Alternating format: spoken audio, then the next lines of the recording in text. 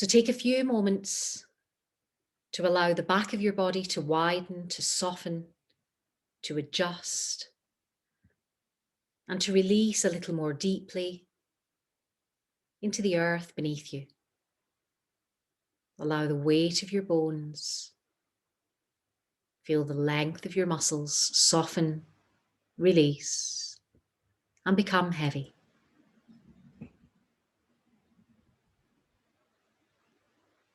Try to ensure that you're holding no tension in the body. So give yourself permission to unclench. Check in with those areas like the jaw. Soften the shoulders away from the ears. Relax the abdomen. Soften the buttocks. Release the temples, the eyebrows, and allow all of the muscles of the face to release and relax. Turn that frown upside down and feel your lips rest into a soft smile as you bring your awareness to the sensations of the breath.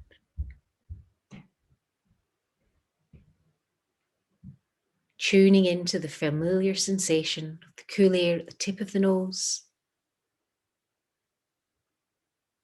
the warm air at the back of the throat.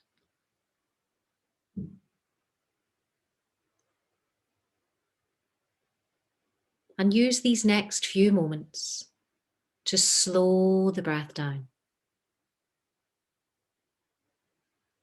Feel yourself expand and widen into the space that surrounds you.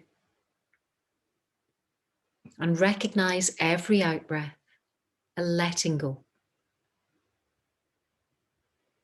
Every in-breath charging your body with positive energy. Every out-breath a release.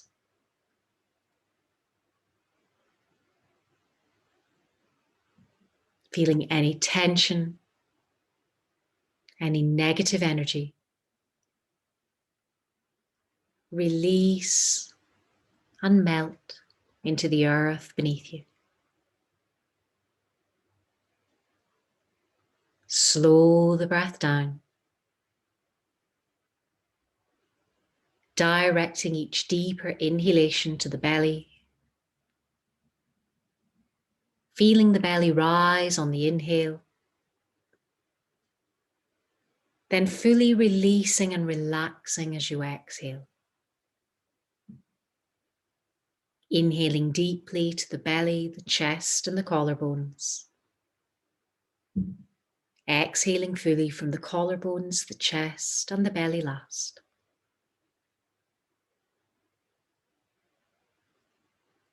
Feeling that expansion and widening into the space that surrounds you. Every out-breath, letting go.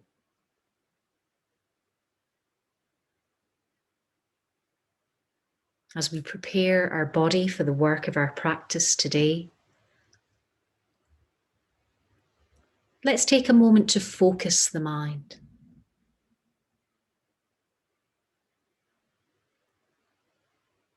Consider a positive affirmation, almost like a personal pledge that you wish to make with yourself today, perhaps in your attitude to the practice, perhaps on a personal goal that you wish to achieve. Something small, something tangible, something realistic. It might just be, I'm not going to be hard on myself. It might just be, I'm going to learn to go with the flow. Just choose a simple, positive affirmation for yourself. And repeat that personal promise, either out loud or to yourself. Repeat it 3 times until you can see it as a reality. setting this intention for our practice today.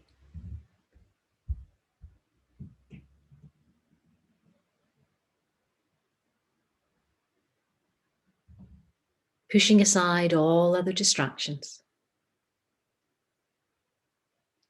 and gifting yourself this precious hour just for you.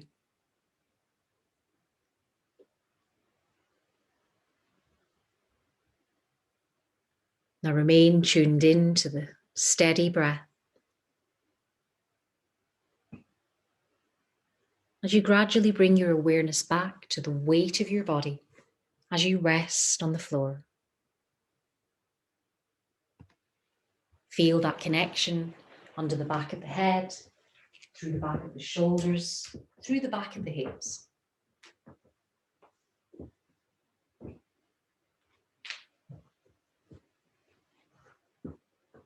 And gradually start to return sensation to the physical body. If the knees are bent, take a moment to extend the legs along the mat. We'll draw the feet a little closer together.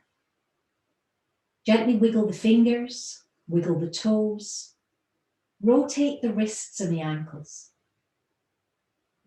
Rest the backs of the hands either side of the hips, palms turned up to the ceiling.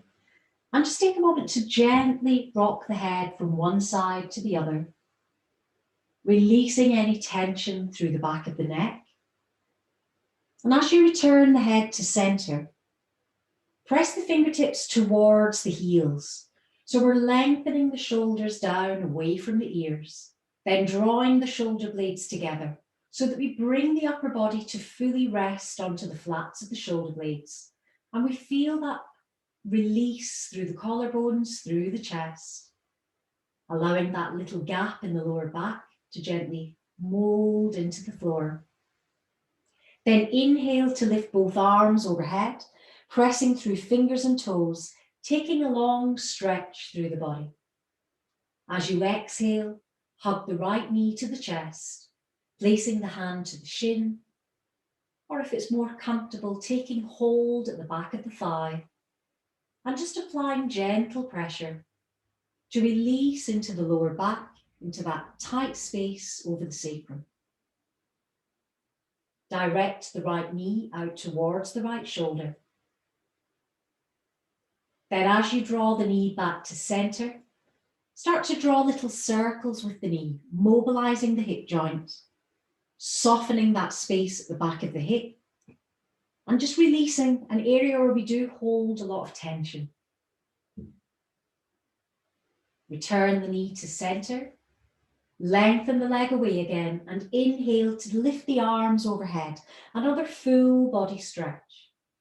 On the out breath, bring the thumbs together in an interlock, draw the toes in towards the shins so the feet are in flexion. Exhale to push the upper body to the left, so we deepen the stretch into the right of the rib cage, easing down into the side of the waist. Then inhale to return to center and repeat that long body stretch. On an exhale, hug the left knee in. Same idea, applying gentle pressure, drawing the thigh closer to the chest, widening the space in the lower back, then directing the knee out to the left shoulder, creating a little space in the inner thigh, then drawing those little circles again to mobilize the hip. And you just feel that little release across the lower back, across the tight fascia over the sacrum, as you return the knee again towards center.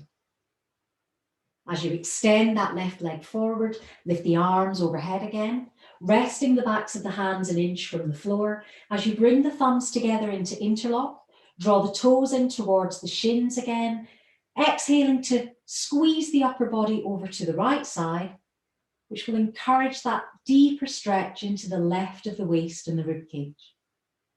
Inhale again to return towards center. Another full body stretch. This time on the exhale, hugging both knees in. So again, your choice, whether hands are rested on the knees or whether we draw them in behind the thighs. And we'll start to draw a little figure of 8 above the hips.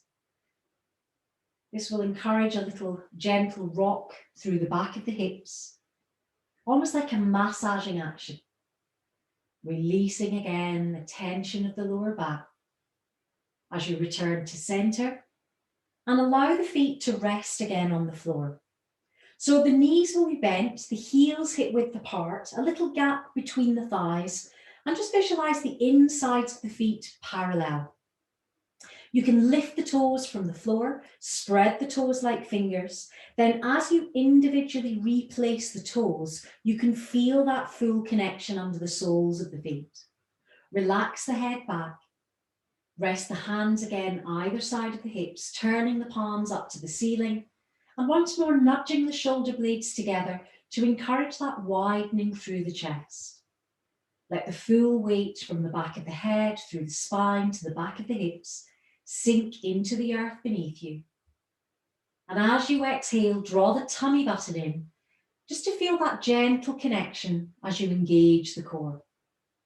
On an inhale, lift and lengthen through the right leg, pointing and flexing through that big toe, working through a very natural range of movement to mobilize the ankle.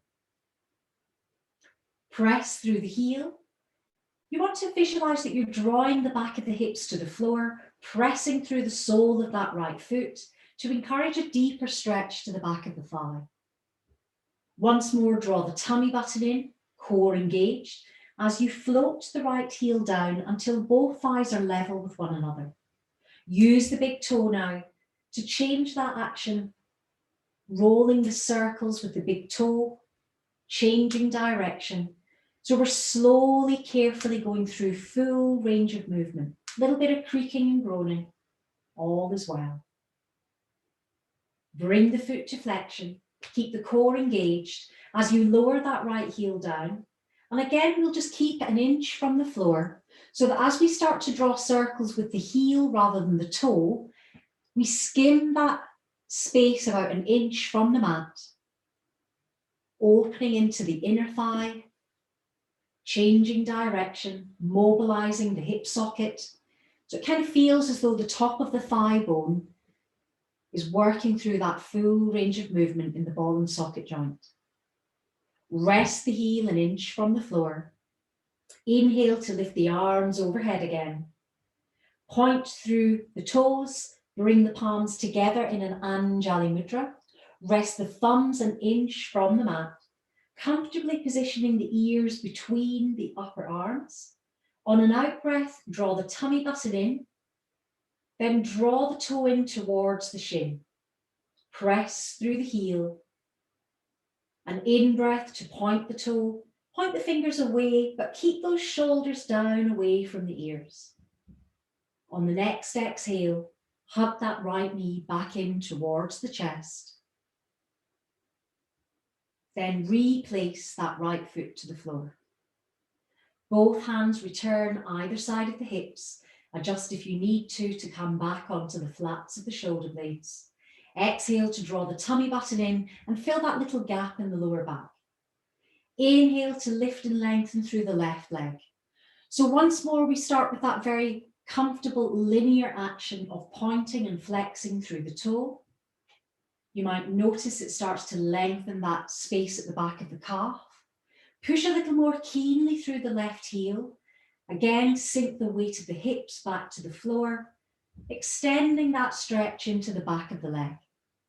Engage the core, float the heel down, and as you feel the thighs level, use the big toe to draw 3 circles in towards the midline of the body. Then change direction, take those circles the opposite way. Try to keep the action centered on the ankle joint rather than using the whole leg. So Sukarno, if you can keep your legs straight and just turn the ankle. That's it. Keep that foot in flexion, engage the core. Then we'll float the heel down and we're going to rest an inch from the mat. So as before, we want to now engage the whole of the leg to draw those wide circles. There's no need for them to be big, wide circles. They can be small circles. As long as you can feel that mobilization of the top of the thigh bone warming into that ball and socket joint, and you can feel the activation in the inner and outer thigh. Rest that heel again an inch from the floor. For now, we'll keep that left foot in flexion as we inhale to lift the arms overhead. Press through the fingers, draw the palms together in an Anjali Mudra. Inhale to point through fingers, point through toes, lengthening. Exhaling to come back into flexion and squeeze the shoulders down away from the ears. Draw the tummy button in, actively engage. Inhale again to lengthen. Then on the out breath, draw that left knee in. Then we'll bring the right knee in, both knees resting in towards the belly. Applying again a little pressure, either behind the thighs or onto the knees. Once more, a little rock from one side to the other. We want to keep this space in the lower back nice and soft. Now return to center, widen the arms, turning the palms up towards the ceiling. So when we widen the arms, we kind of want to visualize that we're making a T shape with the upper body, allowing the shoulders to fully release back and down. Let every tension in the body go as you exhale to roll the knees to the right side. Turn your gaze along the length of the left arm and breathe the weight of that left shoulder to the floor. Visualize that you're breathing into the side of the ribcage here. So with every inhale, we're widening and expanding. With every exhale, we're softening the weight of the upper body a little deeper into the mat. On the next out breath, draw the tummy button in. Use this core engagement to lift the weight of the legs back to center. Then take the knees to the opposite side. And as you gingerly draw those thighs to the left side, reposition the right shoulder so that you can feel it fully connected.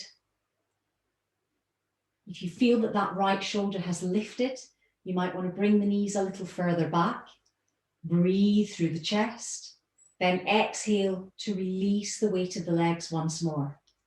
We just want to encourage more release through the chest and that natural twist through the spine. It's rare that we bring the body into this shape naturally, so it's a nice one for us to use to just flush out any toxins in the body. Then as you exhale, draw the tummy button in. Keep that core engaged to roll the knees back towards center. Again, we'll hug the knees in towards the chest. Then I'll leave it up to you whether you roll to your side or if you want to be more active, simply roll up onto the sit bones. Just take your time to come to a seated cross-legged position. And if you prefer to use a brick or a cushion underneath the bottom to just create that little bit more space for the hips, then by all means do so. When we come into this seated position, we remember to lift out the sit bones. So we're trying to kind of resist that curvature in the spine. We don't want the weight of the upper body drawing forward. We want to feel that nice line of energy, top of the head parallel to the ceiling, positioning the hands either side of the hips, extending the right arm away as we lift to look up to the fingertips of the left hand. On an out breath, draw that right elbow in towards the waist. As you ease over the midline of the body, avoid taking your weight over to that right side. Very much feel that the weight is equally balanced through the sit bones. Inhale to lift to come back to center. Then we'll widen again, softening into the left side, releasing and stretching into the right side. So if anything, we're kind of gently pushing that right sit bone a little more deeply to the earth, then inhaling to lift and come back to center. Reposition the right hand behind the hip, bring the left hand to the right knee, inhale to lift up. On an out breath, twist through the rib cage and gently bring your gaze towards the back of the room. On an inhale, lift and lengthen again out of the sit bones. On an exhale, opposite hand to opposite knee. We want a moment to realign, re-lengthen the spine, then follow the rib cage to take that twist towards the back of the room.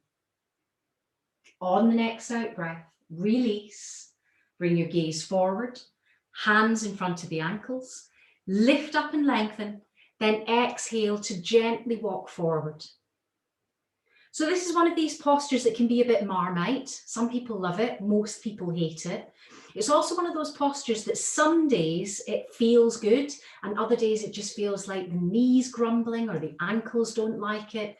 So I would always say work to within your own personal level of comfort.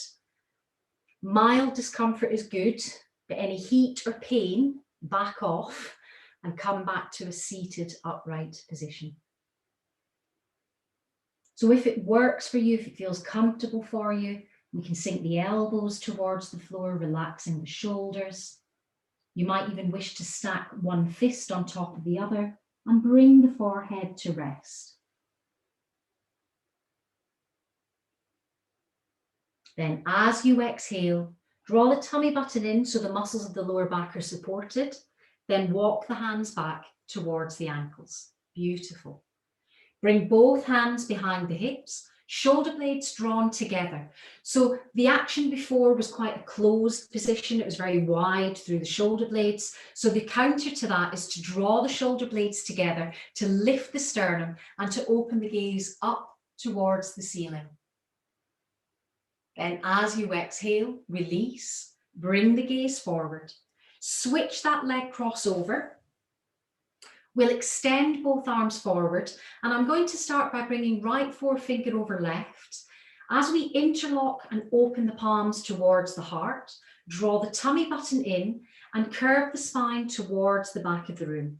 Nod the chin towards the chest, and you might just notice the tailbone sneaking under, encouraging that deeper rounding through the spine. As you inhale, lift yourself back onto the sit bones, turn the hands inside out, lift the arms up overhead. An out breath now to soften the shoulders down away from the ears. An in breath to draw the shoulder blades together, pressing again through the palms.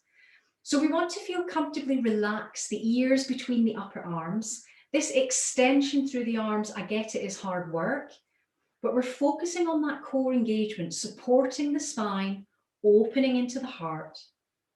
Then as you exhale, just gently float the hands back to chest level. Turn the hands inside out. Bring the hands behind the lower back. We'll put left forefinger over right, so we're stacking the fingers again, but just slightly different dominance. Shoulder blades drawn together, core engaged. Lift the arms away from the lower back, but don't overcompensate by pushing the chin forward. So just keep the chin nicely docked in, wide through the chest, and open into that space across the heart, into the collarbones. Then release and bring the hands back. Super. I'm going to repeat that little forward fold we did on the other side. Because the leg cross is different, the opposite foot is on top, it will feel different on the second side. And some of us have one side that feels really comfortable and the second side is like purgatory. So I'm in that camp. So on the last side, I was like elbows to the floor, head rested, I'm all over it. On this side, I'll stop about halfway and start to be moaning. So hands in front of the ankles, lift up out of the sit bones. Then as you exhale, start that little walk forward. And without putting ideas in your head, it might be that this is your more comfortable side. Just notice the differences. Notice that when you come to your less dominant side, you tend to have a little more resistance in the body. Yoga is all about balance, all about releasing those little energetic blocks so that we can encourage the flow of prana. Bring the gaze towards the end of the fingertips, push into the palms, then gently walk back to center. So I'm going to take on the the same posture as we did before, but we're just going to take it up to the next level. So your choices are either to repeat what we did before by lifting the sternum and opening the gaze to the ceiling, or if you wish to progress to the next level, pressing the shins forward, opening the thighs, the belly, the chest, and starting to get into a bit of a stretch through the front of the hip flexors and into the thighs. For some people, this is really uncomfortable in the ankles, so if it doesn't feel right for you, don't push it. Then as you exhale, release and come back again onto the sit bones. Perfect. So let's take the leg cross apart. I'm going to have a moment in Dandasana. If you remember, I always turn on my side here, which confuses you. So we don't want that back to be curved in Dandasana. You want to imagine that you're leaning against a stick or a wall. So we've again got that lovely line of energy flowing through the body, no blocks, no obstacles. And we'll bring the hands just in front of the shoulders. So we're kind of using that weight of the arms to just help counterbalance. As you exhale, draw the tummy button in and switch those toes on. So pushing the toes up towards the ceiling, feet in flexion, heels comfortably rested on the floor. And if you need to, a little gap behind the knees so it's not too distracting on the back of the hamstrings. On an inhale, lift the arms up, overhead. As you press through the fingertips, give yourself a moment to exhale and soften the shoulders down away from the ears. But as you soften the shoulders down, try not to then release down into the spine. Keep that sense of engaging the core, lengthening the spine. Then on the next out breath, position the hands either side of the hips. I think fingers turned out is more comfortable on the wrists. Shoulder blades drawn together. Walk the feet in. Push down into the soles of the feet and lift up into a table position. Adjustments all round if you need to for wrists, pressing the shins forward, lifting the thighs, opening through the chest. Then on an out breath, releasing and bringing the sit bones to the floor. Superb. Let's swing out of this position to come into an all fours position. So where we were in an upside down table before, we're into a nice knees under hips, wrists under shoulders, elbows nice and soft. Turn the toes under, exhale, draw the tummy button in, roll up through the spine. As you nod the chin to the chest, tuck the tailbone under, and just encourage that nice long stretch through the spine. Now come onto the tops of the feet. Inhale to lift the chest forward, shoulder blades drawn together. Then release back to that neutral spine position. So we're creating a straight line from the back of the head to the tailbone. Extend the hands forward, pressing into the palms, pushing the sit bones back towards the heels as you lower the head, lining up the ears between the upper arms. Then we'll change that subtle change in the stretch as we lift the fingertips, press the wrists to the mat, and just feel that action under the armpit, widening into the pectoral muscles. Then lower the palms to the floor, and in one fluid action, just gently draw the chest forward. So thighs to the floor, chest to the floor, elbows either side of the chest, palms either side of the head. For now, let the forehead rest on the floor. Let the thighs relax. The heels will either turn in or out, whatever is comfortable for you. As you exhale, draw the tummy button in and gently feel that you're pressing the thighs to the mat without clenching the buttocks. So it's a different kind of action. We're not using the strength in the bum to push the hips forward. On the next inhale, press into the forearms, lift the chest, and open the gaze forward. So we feel well connected under the thighs, the hips are fully contacting the floor, shoulder blades are drawn together. On an out breath, turn and look over one shoulder. As an in breath, look forward. An out breath to look over the other shoulder. Then an in breath to look forward again. On the next exhale, lower down.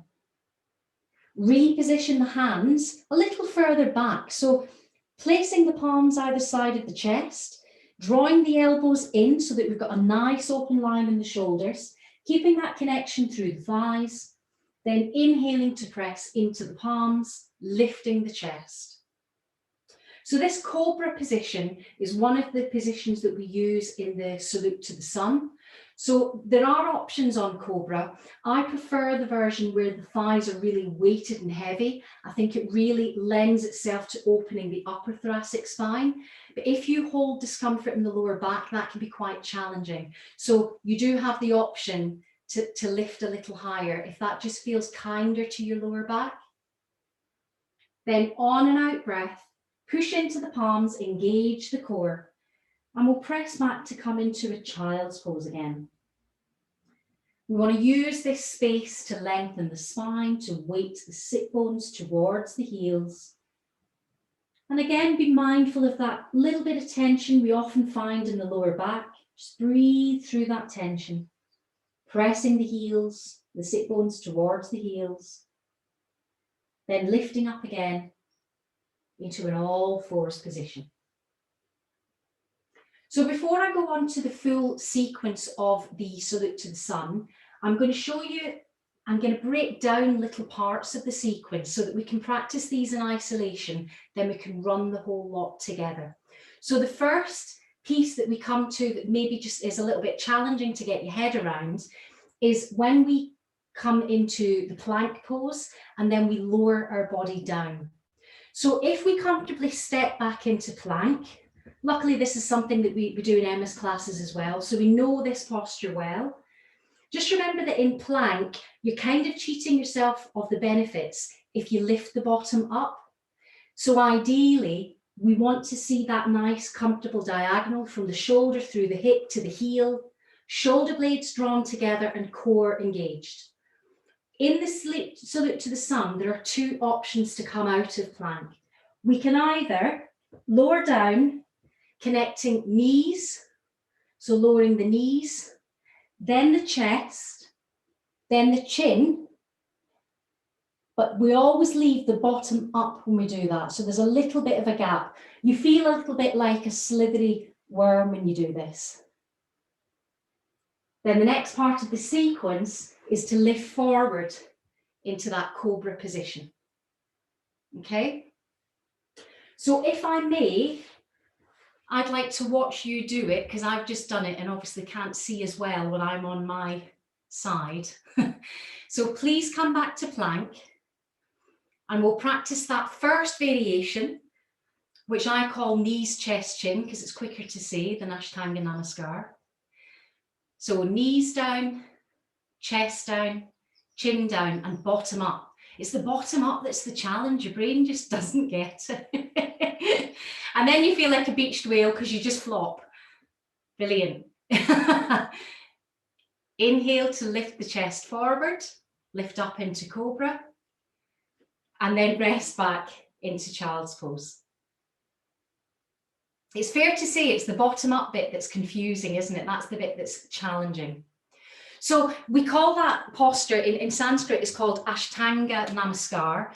And that effectively means there are 8 points touching the floor. So the 2 points at the feet, then we've got the knees, the 2 knees, the chest, which is kind of 2, if you like, the chin, the hands, and then you're lifting up. Oh, actually, the chest and the chin are 2. That's why that didn't work. So yeah, the chest and the chin are 2, then the 2 hands. So that's what makes the 8. So I'm going to show you an alternative to it, which when we're doing the sequence, actually for speed might be preferable. But when we practice it now, it will feel a little harder because it's quite, it requires quite a bit of upper body strength.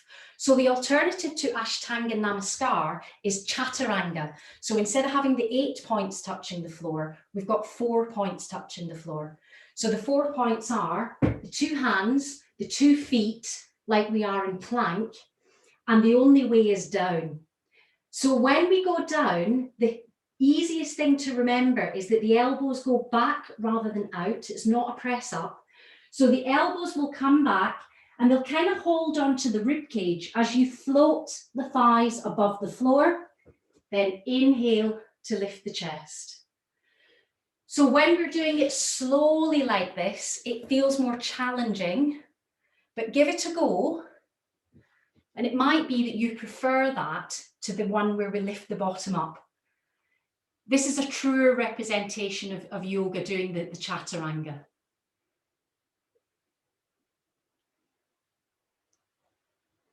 Lovely.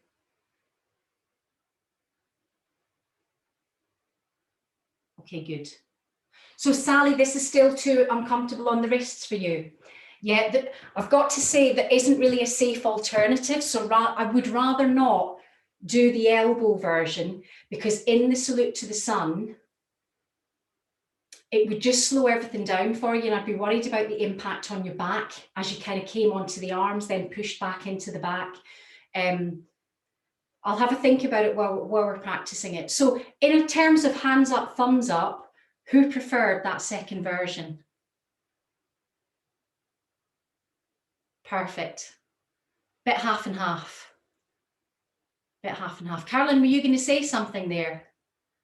No, okay, I thought you'd maybe gone to unmute. Okay, so the chaturanga, as I say, is best for speed because it kind of gets the alignment right. The only tip I can give you is just be careful the elbows don't go out, because when the elbows go out, you can see the shape that it makes in the shoulders. As soon as the elbows go out, the shoulders lift up and in, and it puts an undue pressure on the shoulder joint. It's not designed to work that way. It's not designed to hold our weight when it's lifted. So when the elbows go back, the shoulders stay in a far better position. When they go out, they lift up. When they go back, they're nicely aligned so they can take the weight of your body. So I'm just going to humour me for a moment. We're going to try this with Sally and see if anyone else likes this version of doing it from low plank and lifting up. I think you'd have to go low plank straight up into the cobra. There isn't really a chaturanga alternative. So if we choose to do low plank instead of full plank, the elbows will be underneath the shoulders. The palms will be either side of the head, turning the toes under.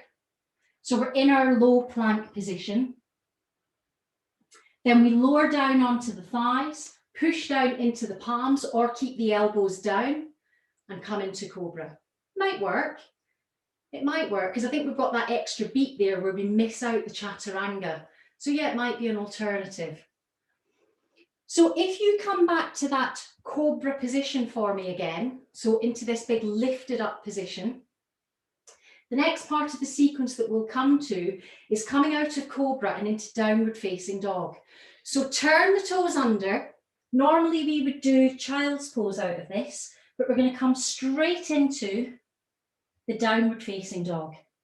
So it's key that our technique is good here, because if we let our weight rest forward, if we find the shoulders over the wrists, we'll find it very difficult to move into the next section.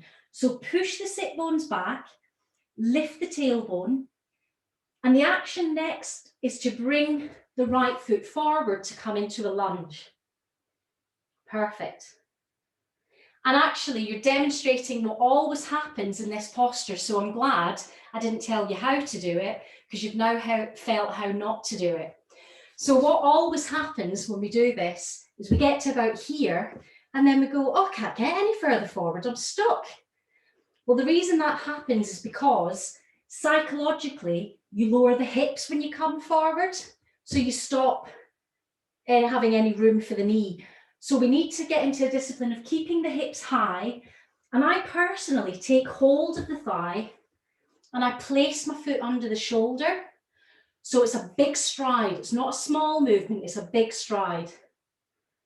And again, Sally, it might just be on that one wrist that's a little bit more sensitive than the other. It might be tricky to put your weight on that. So you might have to build up the confidence of keeping that weight in the legs. Beautiful. So push that foot back, come back up into your down dog again, and let's practice it with the other leg. So bring the other leg forward. Beautiful. Yep, so swing it all the way forward, place the heel under the shoulder ideally. Yep, there's always that extra bit, isn't there, where you need to pick the foot up and bring it forward. So Carolyn, I think you made your life a little bit more difficult because you kind of went into a three-legged dog first. You lifted the leg. You probably don't need, it's a way, it is definitely a way. I've seen people do it, but it might slow you down. So rather than lifting the leg, just grab hold of the thigh and pull it forward. Okay, do you feel confident with that now? Do you just want to run through that again? So come back to the downward facing dog and let's not rush it. Let's see the full V position. That's it. Keep pushing back. So until you can get that confident stride to bring the foot directly under the shoulder, yes, there you go. So obviously, Fiona, you've been doing it a long time, so that's a very natural action for you and you don't even need to hold the leg. Brilliant. Practice it on both sides. And Veronica, the reason I think why you're kind of getting frustrated with yourself is because you need to take your body weight further back. So push this, that's it.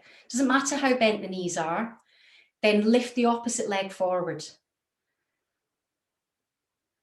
There we go. Bargain. We've done it. I know it feels really odd. It looks lovely in the sequence, but when you practice it in isolation, it is a really tricky one to do. So let's shake it all out. I just want to check in with Sally because I know there was a couple of those that required a little bit of wrist action. Do you think that it's going to be achievable for you to do this sequence? Do you think we'll give it a go and then we'll check at the end? Yeah. So if you come towards the end of the mat, for those of you who've never done a sun salutation before, what I'll remind you is when you're in a class, your space on the mat is your sort of sacred space, if you like, and we travel a lot in the salute to the sun. So if you start in the middle, you'll end up off the back of your mat and into the front of someone else's mat. So give yourself plenty of space. Start at the front and come into mountain pose. So I'll remind you that mountain pose is the one where the heels are hip width apart, so you can feel the weight of the hips directly above the heels. And in mountain pose, it kind of feels as if you have to stand up straight, but the key is to keep the knees a little soft, to keep the hips wide, turning the tailbone under so that we're engaged in the core, but we're not locking the legs out to attention. Turn the palms to the front of the room. We're doing this really slowly. Inhale, lift the arms up overhead, keep the shoulders down away from the ears. As you exhale, there's no harm in bending the knees because we're going to hinge the body forward and we don't really want to curve the spine. So it's better to have the bend in the knees than in the back. Bring the palms to the floor. Take the right leg back. So when you take the right leg back, the left knee is in your lunge position. Lower that right shin to the floor. Then inhale to lift the chest forward. So that nice obtuse angle on the right thigh is opening the hip flexor, and the perfect 90-degree angle on the left knee is making you really stable. You won't fall over. Turn that right toe under, push the left foot back, come into plank, lower down to the elbows if you need to. Then on the exhale, let's lower it down, knees, chest, chin. Inhale, lift the chest. Turn the toes under, push back into your downward facing dog. So if you remember at the beginning, we took the right leg back. So we're now going to bring the right foot forward, creating the lunge on the opposite side, lowering the left shin to the floor. Then turn that back toe under, strike the feet together. Again, hip width distance. Check in with the shape you're making in the spine. So my suggestion is allow the knees to bend, put the weight into the thighs, engage the core, widen the arms, rather than rolling up, unhinge. So lift, then lift the arms up overhead, look up to the thumbs, ease back, and bring the hands back to heart. Perfect. So we'll do the same on the other side. I'll go to the opposite end of my mat, just so that you can see the difference on both sides. Sally, did that work with a little modification coming down onto elbows? Yeah, I think we have time to do it, so stick with that, that will work better. So palms towards the front of the room. Inhale, lift up, look up. Exhale, hinge, palms to the floor. Left leg back, sinking the shin down. Inhaling to lift the chest forward. Turn the left toe under. Strike back into plank or lower down into elbows. Exhale to release knees, chest, chin to the floor. Inhale to lift the chest. We use the exhale to engage the core so that when we turn the toes under and come up into down dog, we're nice and strong in the core. Then inhale, lift that left leg forward, sink into the lunge on this side. Exhale again, because we're coming into the belly to make space. Then an inhale to lift up, look up, gentle back bend, and hands towards the heart. Good. Did that go in? Do we think we get the sequence now? Sort of. Because what I would say to you is, I slowed it down considerably to talk through the sequence, but when I'm saying inhale, exhale, no one breathes that slowly. So the only thing we can do is speed up the action to catch up with the breath. Which kind of, you're a bit like, what? How can we do that? But we can. So follow it as closely as you can, and we'll do it again together. I'm going to do both sides at the speed that it probably should be done. And then I'm going to stop. I'll speak the words, but I'll watch you. Does that sound like a deal? Excellent. Means I can get my breath back quicker. So turn the palms to the front of the room. Inhale, lift up, look up. Exhale, hinge, palms to the floor. Inhale, lift the chest, look forward. On an exhale, step back into plank. Then retain the breath. Hold the breath in plank. Then as you come to the next out breath, lower down knees, chest, chin. Inhale, lift. Exhale, push up into downward facing dog. Inhale, bring the right foot forward into the lunge. Exhale, step the left foot forward into the fold. Inhale, lift up. And hands to heart. It's a bit faster, that one, isn't it? Second side. Inhale, lift up. Exhale, hinge, palms to the floor. Left leg back. Inhale, lift the chest. Exhale to step back into plank. Inhale and hold the breath. Then exhale to lower down. Inhale, lift the chest. Exhale, turn the toes under, core engaged. Inhale, step the left foot forward, come into the lunge. Exhale, step the right foot forward, engage the core, widen the arms. Inhale, lift up, and hands to heart. Did that feel like it kind of flowed a bit better?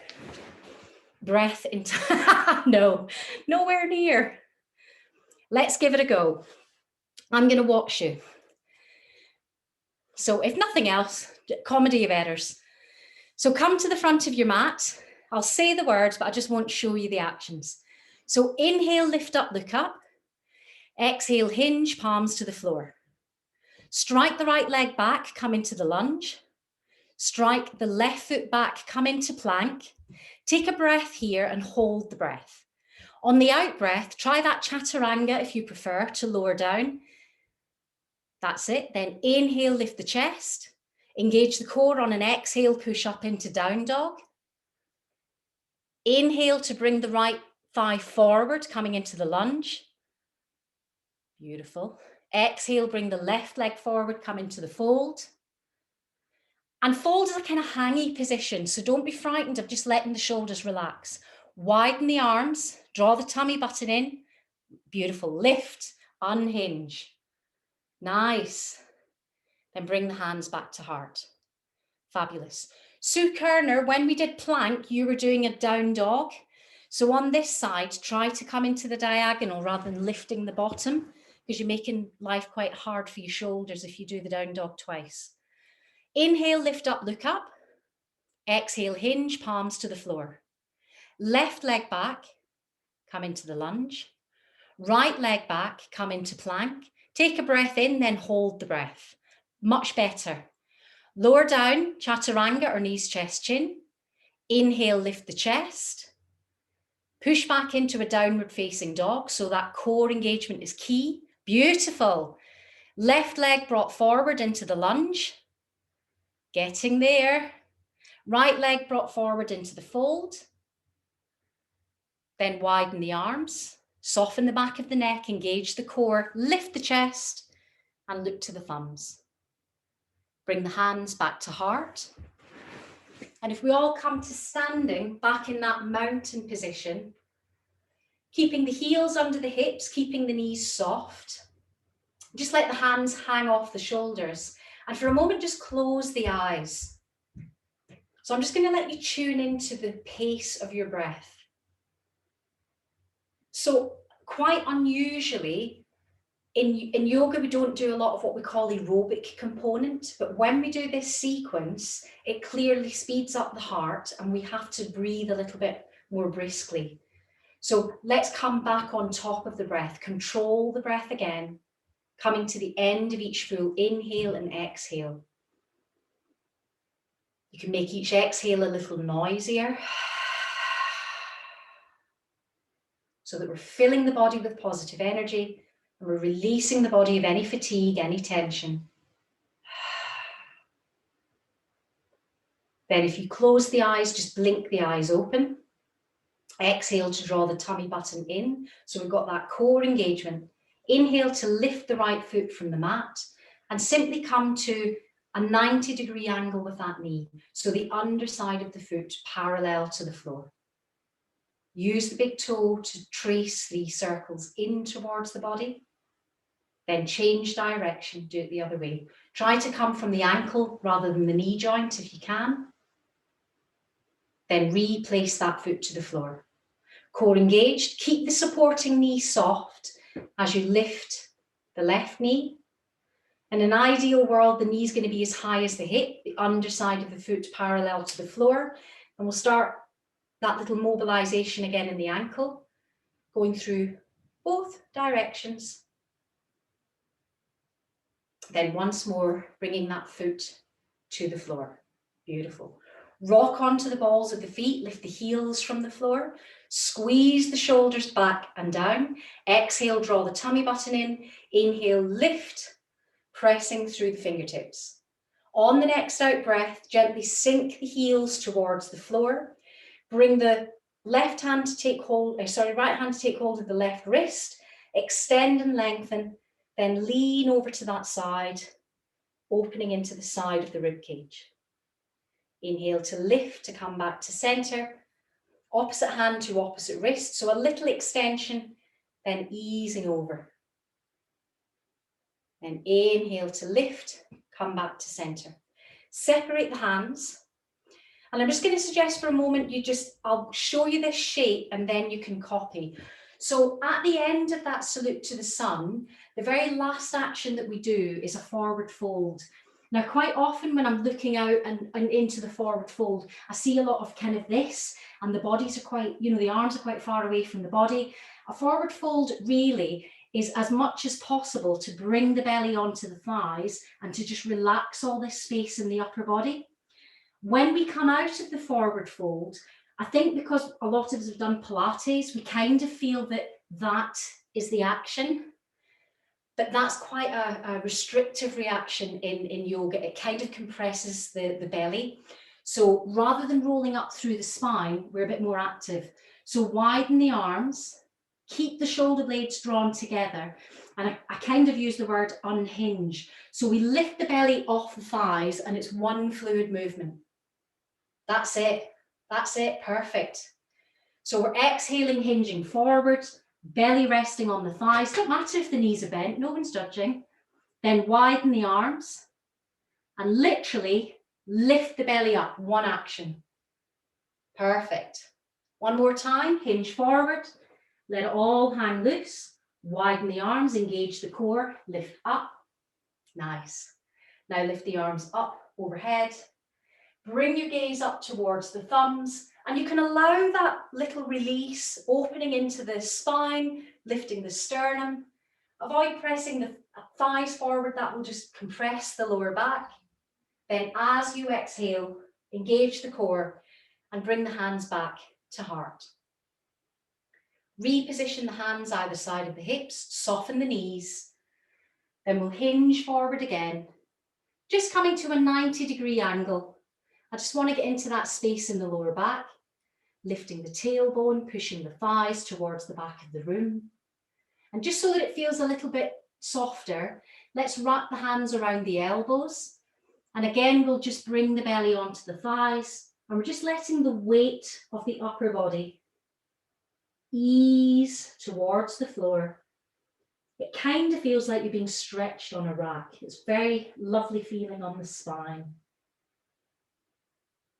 And then to go back to that kind of Pilates roll that we know, bring the hands onto the thighs, exhale, draw the tummy button in, roll up as though you're doing a cat stretch, and roll the shoulders back and down. Hey, good work. I think you might have earned yourselves a little bit of a lie down. So come into a position that's comfortable. If you have a glass of water handy, you might want to just take a quick swig.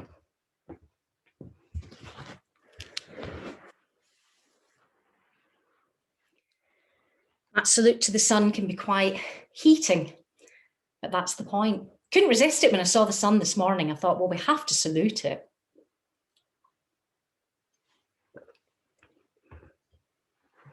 So take your time to pull on socks, pop on a fleece if you need it, maybe have a blanket nearby if you think that you might get a little chilly through the practice.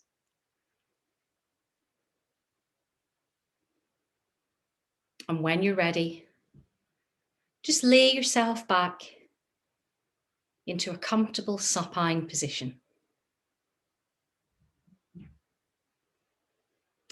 So kind of accept without judgment and acknowledge that the salute to the sun is a very physical practice, that whole action of breathing and moving and engaging the core, it doesn't come naturally, it takes a lot of practice. So you might just be feeling a little bit achy in the lower back. You might feel a little fatigued. So rest in the position where you feel supported. If you need to bend the knees so that you have no distraction in the lower back, then do so.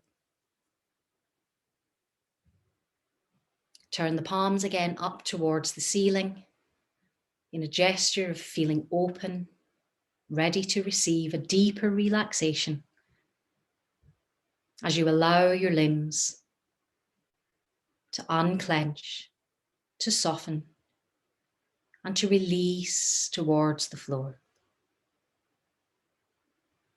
Honor that natural lift in the lower back. So unclench the abdomen, relax the buttocks, soften the thighs, and feel the weight of the shoulders ease a little more deeply into the earth.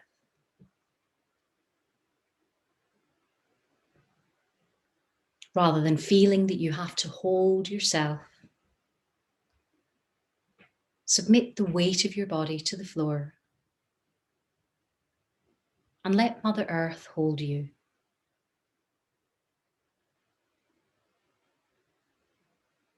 Slow the breath down, deepening the inhalation, lengthening the exhalation.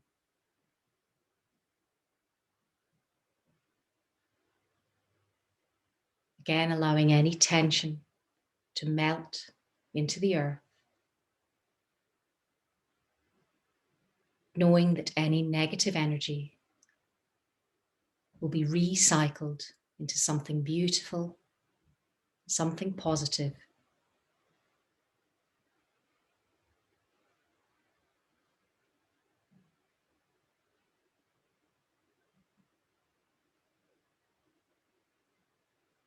As you ease your way back into your deep, yogic breath. Remind yourself of that positive intention you set at the start of our practice today.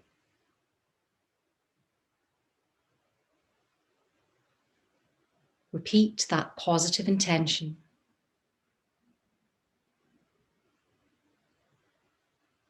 And know that the seeds of manifestation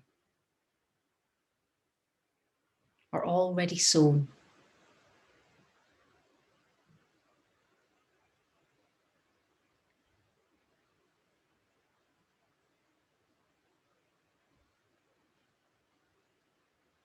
Maintain your focus on the breath.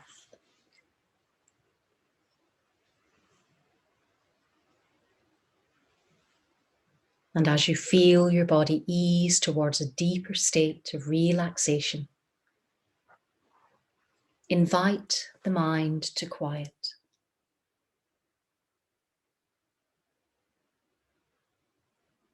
Simply rest here, breathe here, and welcome the sounds of the singing bowl as you allow them to just wash over you.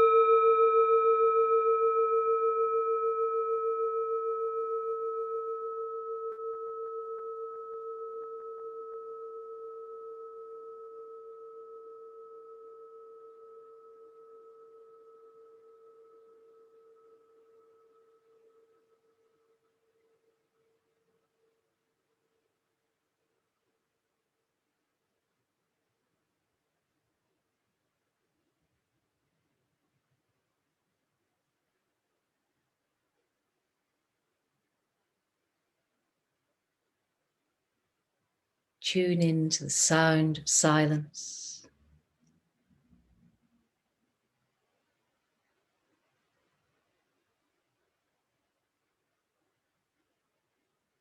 As you feel the expanse of your body widen once more into the space that surrounds you.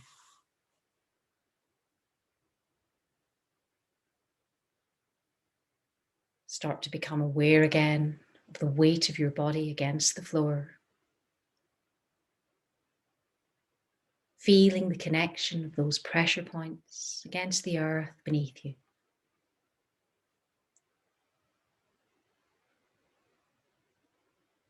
Welcome an awakening energy to rise through your body,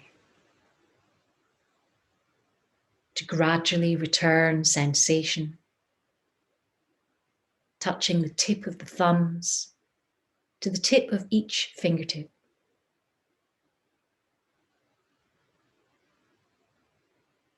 Stretch the fingers wide and relax the hands once more. point through the toes.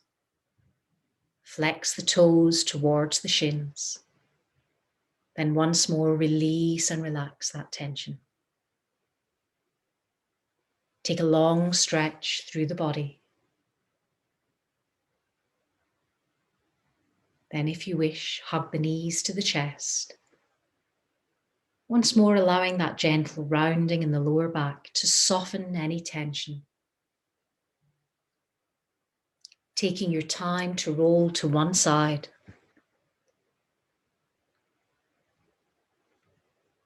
Blinking the eyes open.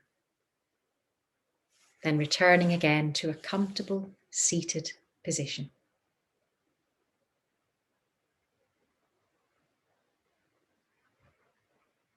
Now bring your hands to an Anjali Mudra. Touch to the head for kind thoughts, to the lips for kind words, and to the heart for kind intentions. The light in me honors the light in you. Namaste.